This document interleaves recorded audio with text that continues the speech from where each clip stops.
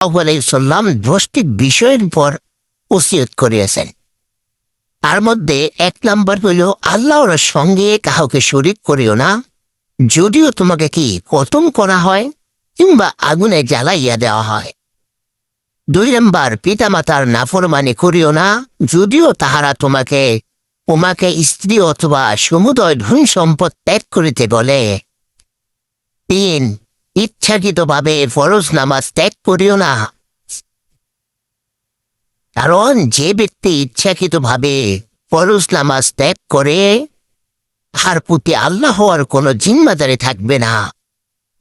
4 শরাব পান করিও না, কারণ ইহা যাবতীয় মন্দ ও নির্লজ্জ কাজের মূল। 5 আল্লাহ তাআলার নাফরমানি করিও না, কারণ ইহাতে আল্লাহ তাআলার গজব নাজিল হয়। 6 জিহাদ হইতে পলায়ন করিও না, যদিও তোমার সকল সাথী মারা যায়। 7 যদি কোনো এলাকায় মহামারী ছড়িয়া পড়ে, যেমন প্লেগ ইত্যাদি, তবে সেখান হইতে পলায়ন করিও না। 8 নিজ পরিবারের লোকদের জন্য সাধ্যমতো খরচ করিও। 9 তাহাদের উপর হইতে শাসনের লাঠি হটাইয়া নিও।